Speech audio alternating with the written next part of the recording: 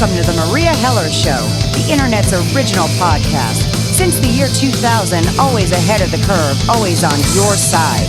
A true warrior for truth and justice, Meria and her guests leave nothing out, and no one is off limits.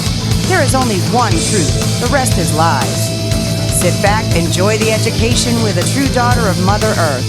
Sharp New York wit, spiritual knowing, and a very dry sense of humor, Meria will dissect the news and lies to make it all palatable. Education is power. Meria delivers rapid-fire truth like no one else can.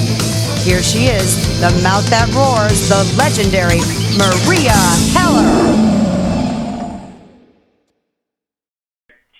Heller. Good morning, world. Meria here, alive and kicking. Welcome to Stars Are Us, the monthly astrology show for June, with my excellent co-host, Joseph Anthony of planetswithin.com.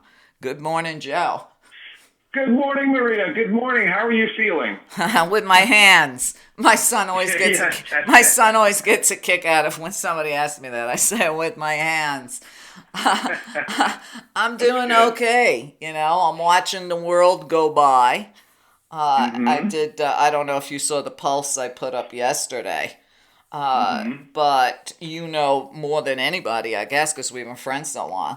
You know, I got started in my activism as an environmentalist and teaching the medicine wheel and our interconnection, interdependence on all living things, the trees, the plants, the rain, the water, the air, and looking at what's happening to the planet. You know, they want to make a nuclear waste depository at the Great Lakes. They also want to bury nuclear waste in San Diego. And needless to say, you know, Trump's latest FUBAR giveaway to the oil companies yesterday, pulling out of the climate accord and deregulating everything. So to me, it's like, I have said there's two issues that matter the most on this planet. Everything else doesn't matter. And one of them is destroying our own web of life. And the other is nuclear danger. So, you know, if we've got no place to live or the planet's totally nuclear wintered out, none of these other issues are going to matter. Not Kathy Griffin, not Covfefe, not Trump, not Hillary, none of it. Well, Meria, you know, you've gone down the rabbit hole like I have and many of your listeners and my listeners. And you won't get the answers to what's really going on with the climate until you investigate the ET UFO stuff. Now, I know you have, and I know I have. Mm-hmm. And the reason this is important, and I do believe we're going to have some sort of massive disclosure in the next few years, and it's not going to come by any government agencies, I can tell you that. But when you understand that at the deepest level, there seems to be some sort of influence that's controlling humanity, like David Icke suggests, that these people are not exactly looking out for our own best interest on this planet, okay? Because they seem to be immune from nuclear energy and power and all this other stuff, and they're destroying the planet on purpose for their own selfish needs. And of course, man is going along with it foolishly, like burning fossil fuels and all this other stuff. Right. So if one wants to understand the destruction of this planet, it's partly willful ignorance on most people's minds. You know, we're starting to come to realize now, you destroy the water source, you're killing yourself on this planet. And the other thing is that we must begin to realize and take an interest, a vested interest in our own, survival. Absolutely. I saw another story this morning that they wanted, a sewer company wants to dump human sewerage right outside of Albuquerque, New Mexico. I'm like, are people this insane? Well, unfortunately, this is the corporate greed and the mindset that we've developed here in the last 100 years or so. As you know, that has been steered by a small group of families, and now it's turned into a monstrosity. We don't have capitalism as we know it. We have some sort of corporate, corporatism, some sort of, destructive system in place to just continue to control humanity and destroy the environment. And this is what we have. And this system will collapse. I guarantee it. We all know it. If we, read all of the ancient cultures and all the books on what is actually happening, it cannot sustain itself. There's no way we could go into the next century thinking in terms of, we need to buy this, we need to buy that, and we need to drill for oil. That's going to end at some point. And it's just a matter of time before the real technology comes out. And this is why it's so important, and it's tied into this ET UFO stuff, because, we already have this technology, but it's being suppressed by these, dark agencies and the people at the very top. Of course. So, reminds me of that movie, Who Killed the Electric Car?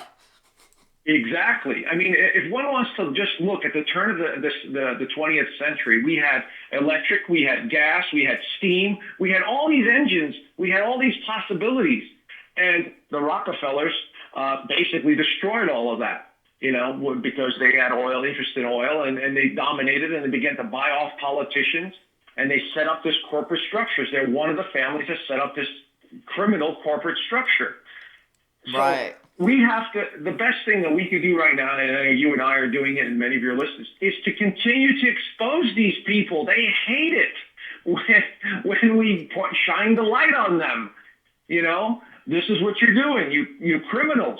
Right. And at some point, everyone's going to know who they are. Absolutely. Absolutely. And, the stronger I get, I got to tell you, the more censored I'm becoming on Facebook, on YouTube. And David Icke and I talked about that this week. I mean, I went from like 20,000 people on my Facebook page. Today I looked, it was almost a joke, said 4,000, which is bullshit.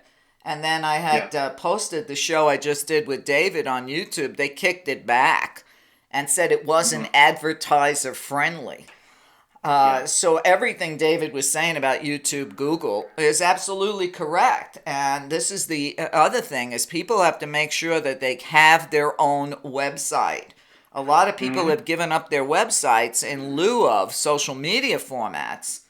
But at least, people will always be able to find me and my work once I'm sure eventually get banned, censored out of all social media.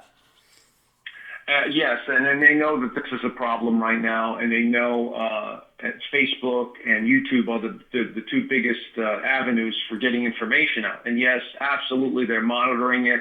They've also got these spider bots that are going out looking for keywords and so on.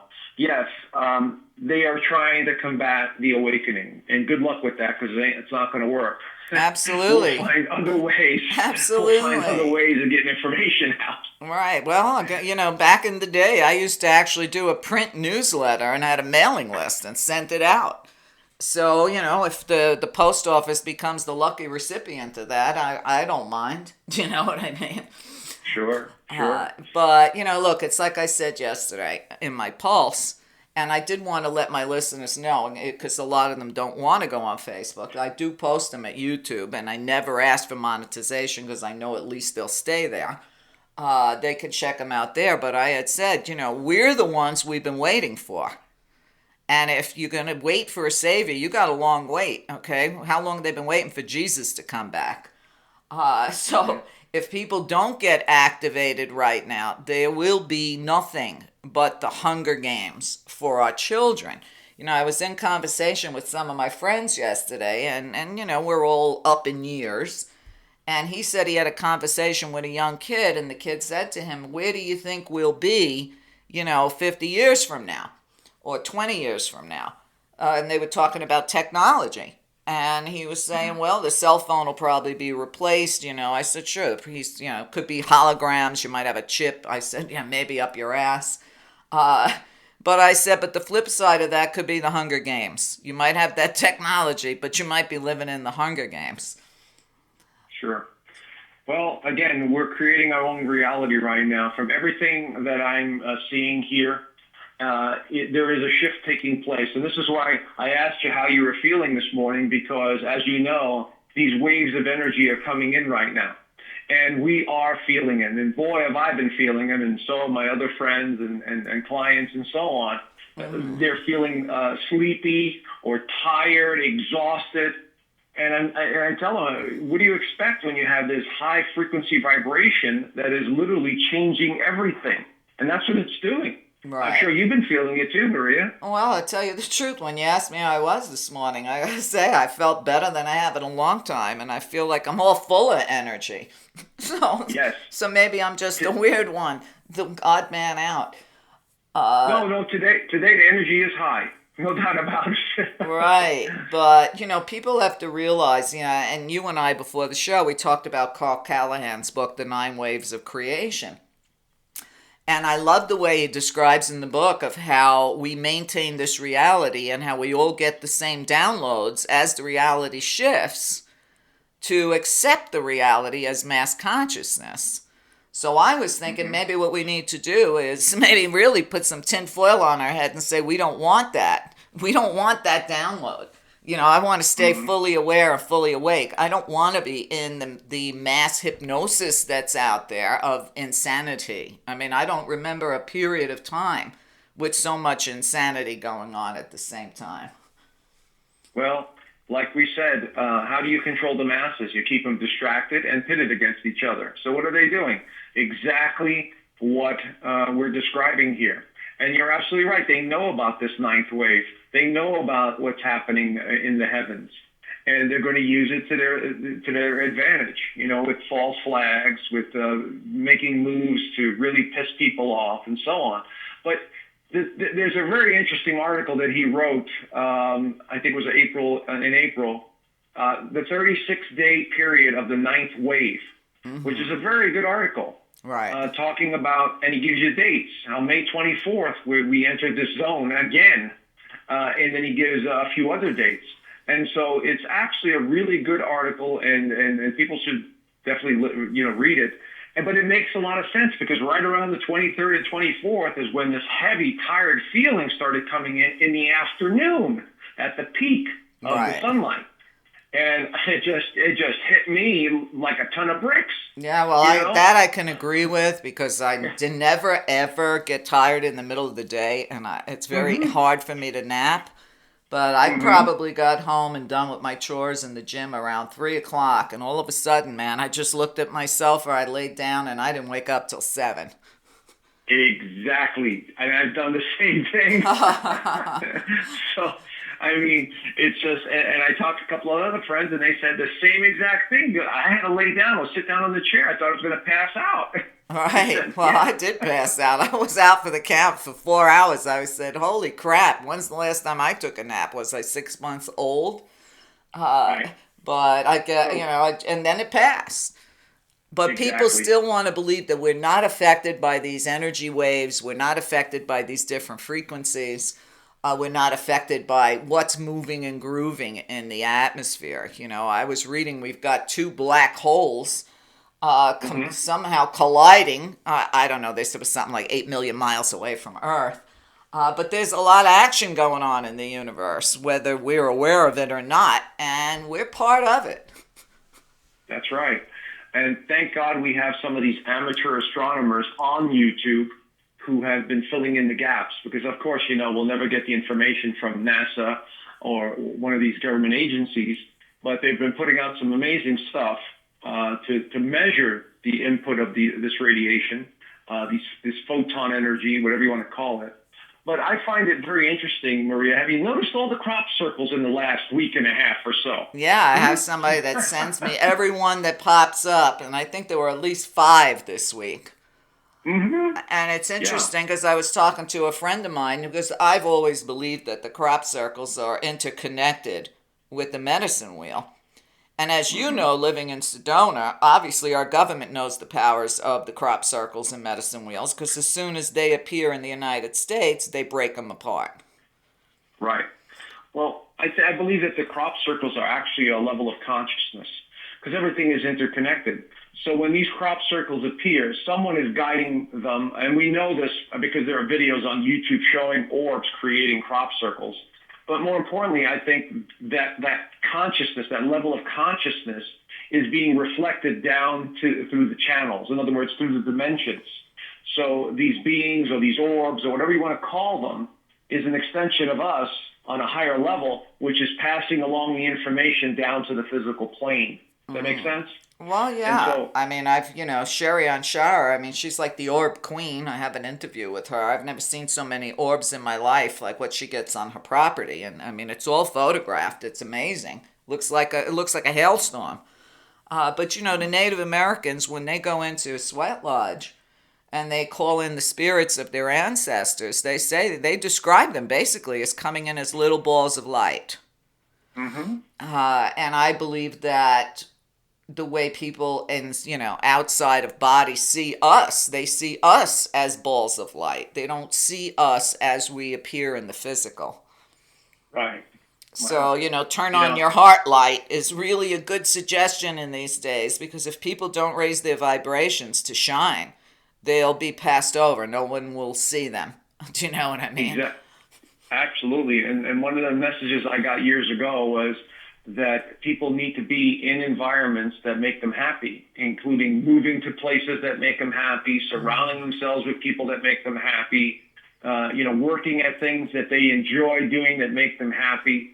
And that is the key. That's Absolutely. how you hold the vibration up. Absolutely. Absolutely. I mean, I have to say, I've created my living space, every damn inch of it, that makes me happy, down to the last plant on my outside porch. Because you need to have that to stay in balance in an inverted world. And we're living in an inversion of reality, a cheap copy of planet Earth.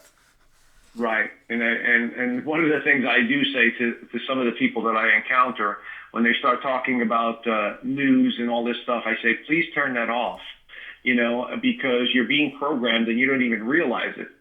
And you're being brainwashed, essentially. And get back to nature, get out there in nature, enjoy things that you enjoy doing, and stay away from the news, because that's just going to lower your vibration. I know. Well, you can also raise your vibration enough, like I have, to where I can pay attention to the news 24 hours a day and still be happy. Okay. But the thing is, people have to realize this is an illusion, and that's a hard one for people to get, Joe. Even when Einstein said everything here is an illusion, albeit a persistent one. When you start freaking out, and I say this to a lot of my clients, it means you're falling back into the matrix, the illusion. You're again thinking all of this is real, and people are in a panic state these days.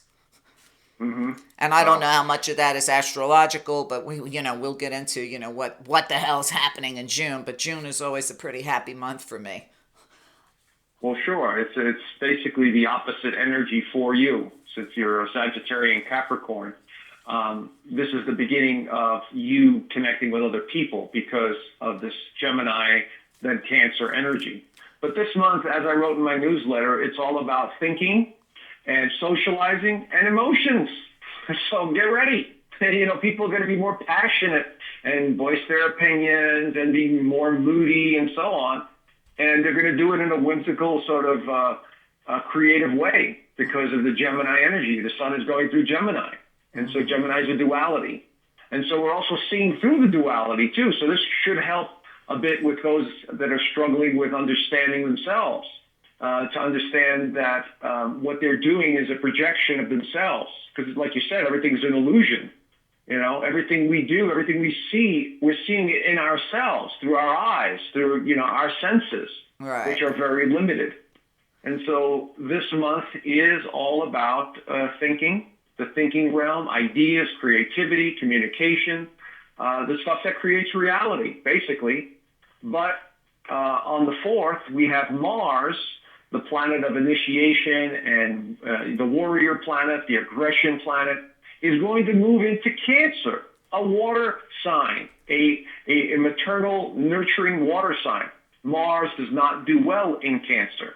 It's restless. It feels irritated. It feels, more than it wants to. And it's in the element of water. So think about this. You have a fire sign going into water, and we know that water extinguishes a fire in a symbolic term.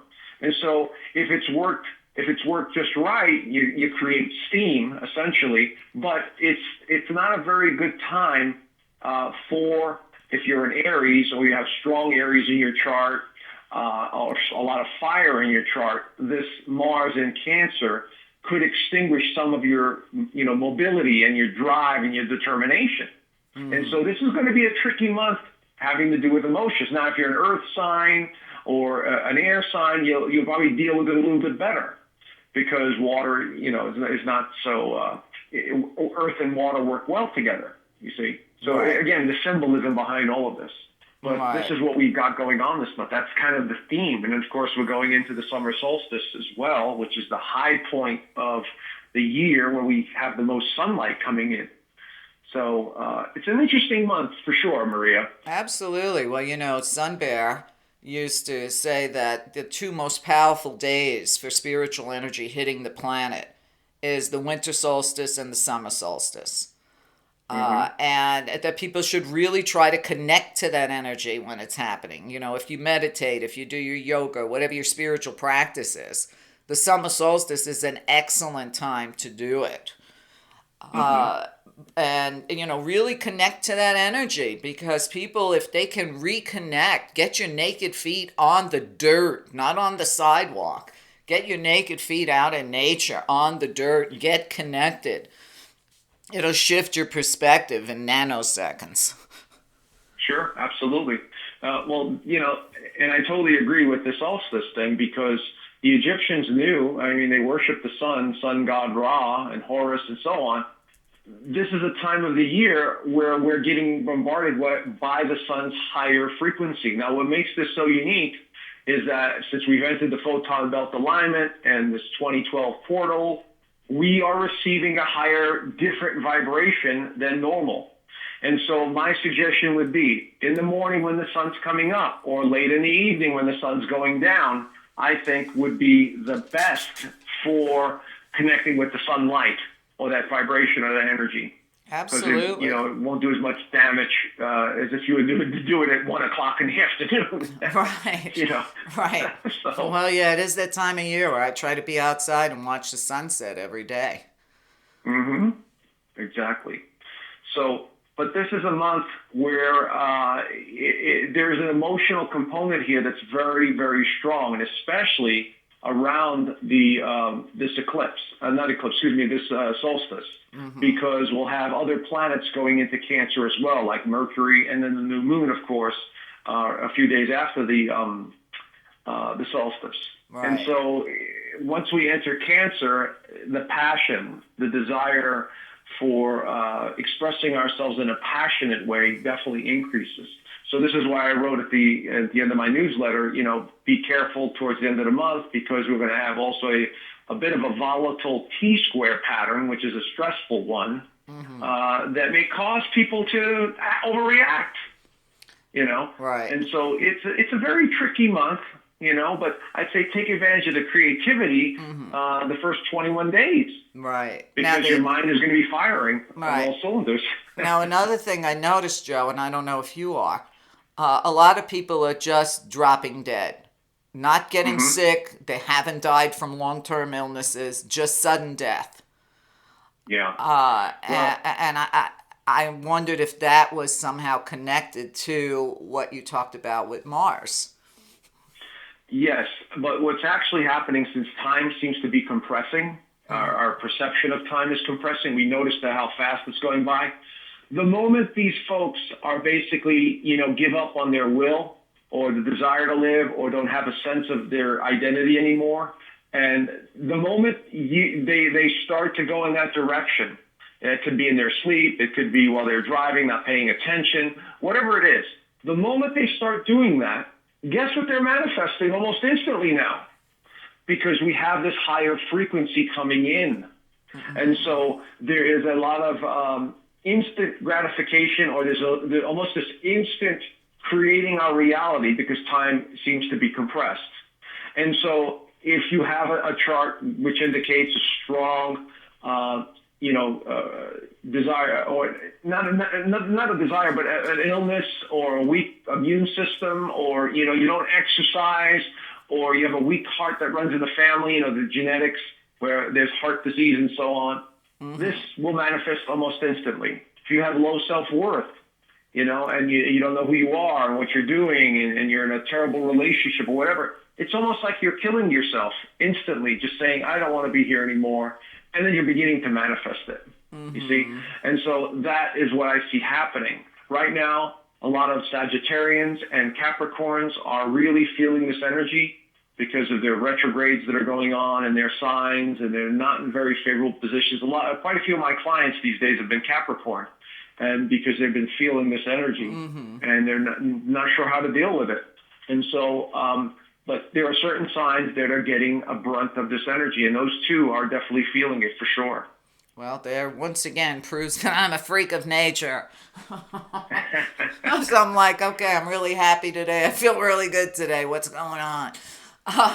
Now, I know Jupiter's been in retrograde for a while, but that goes direct this month, doesn't it? Yes, and that is a saving grace when it comes to relationships and finding balance within ourselves. Jupiter expands everything. And so it brings us the sense of adventure. It brings us the learning lessons that we need to learn. Not as hard as Saturn, but, in a playful sort of lucky way. And so now that Jupiter's waking up in the sign of Libra, balance, fairness, all of that stuff, and relationships, there's a need for harmony. There's a need to be in relationships, even if they're just friendships. I encourage people to be around people you enjoy being around. They don't have to be romantic. Right. Just be around people you enjoy being around. And this should bring in more laughter and playfulness. And if you're in a relationship, it's a little rocky, you're not sure where the hell it's going, this will definitely help out quite a bit because of the energy of Jupiter. Now, when Jupiter starts moving forward again, it's going to make some aspects to, let's say, Cancer, which is not a very good alignment to the Jupiter in Libra. So there are times where the energy is going to be really high and static, but overall, Jupiter in Libra is definitely going to help relationships, and it won't go retrograde again until, I believe, the end of the year, which is really good. And so this should definitely help out relationships of all kinds. Good. And then isn't it right around the same time we get the full moon in Sagittarius? The same day. As a matter of fact, it's I think it's like a few minutes apart from each other. The full moon in Sagittarian is definitely a big deal because you got this 1-2 punch, number one, and Jupiter rules Sagittarius. So this energy is amplified even more.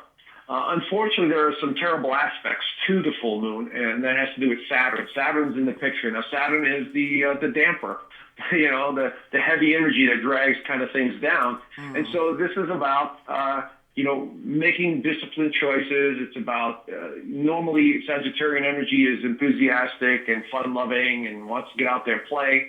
But with with Saturn in the picture, this energy is kind of squashed a little bit, or it's suppressed.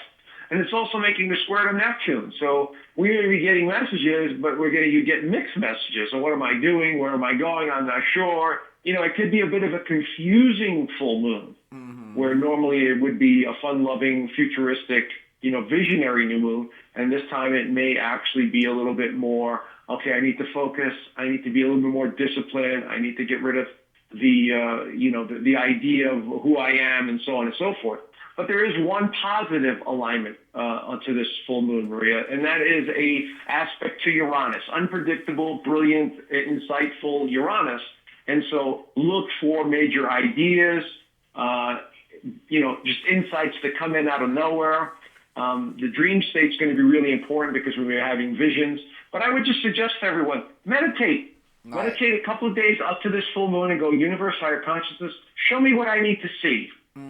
Show me what important information or, that you want me to see. And that's it. Go to sleep. Right. And see what happens. Right. Well, that's one of my favorite mantras. I kind of live by that. After so many years on the planet of what I call swimming against the tide, trying to make things happen when you can't force anything to happen, I had adopted the expression, show me the door and I'll walk through it, realizing that I was no longer willing to build the door or kick a door in, just show me. And show me is a very easy way for people to close their eyes and meditate for a few minutes. Just say, show me. Close your eyes and see what you get. And, Exactly. Eventually you learn to trust that. It's like a little snap read for yourself, to just tap in with your higher self. Absolutely. And that's the key to meditation, is the key words like show me, bring me, the information, the things that I need, and not in a way where it's in desperation or in sadness or heartache, because the universe is just responding to your energy, the intent behind the energy. And so it's really important, and especially in nature. I mean, you're surrounded by that energy, and the more you could drum up that love energy, or just feeling content and happy, right. Other things start to fall away. In other words, the old belief systems, the old ideas of what you really need, right, it becomes very simplistic. Hey, I agree. I'm very fortunate that I live in a place that's surrounded by trees. I don't know if you saw the pictures. I had 2 hummingbirds. Joe decided to make a nest in a little bowl of crystals I had on my porch. So I got to watch them, go from the egg stage to sitting on the egg. And today the last one flew away right as I went outside. These are the things that are important. These are the things that give you a reality check. Because humans have been programmed to think that they're not a part of nature. And that's why everybody's off balance. Yeah, exactly. Anything that's alive is worth observing and worth interacting with and worth just appreciating, because it's a reflection of our own energy. Exactly. Well, hummingbirds are always a good sign of joy. They're the totem animal for joy. So, if you're lucky enough to have a hummingbird come along and almost smack you in the face with their cute little bodies, that means some joy is on the way for you. Joe, we're going to take a short break. When we get back, let's talk about the sun coming into Cancer. And God knows I know 1 million people having a birthday this month. I'm like, oh my God, I'm going to go broke with birthday presents. So stay with us. Joe and I will be right back. Hi, this is Maria Heller. If you're enjoying this show, please consider listening to the rest of it, along with hundreds of other hours of education, by a small subscription on my site. Get over to meria.net, meria.net. You are the only thing that supports this show. There's no corporate control, and there's plenty of education on site. So please consider either a subscription or a donation to keep the work going. There are too many alternative voices out there that are being silenced because of lack of support. So if you don't want MSM to be the only mind-controlling news out there, please consider supporting the people that support you, and help us all save something for the future for our children. Thank you so much.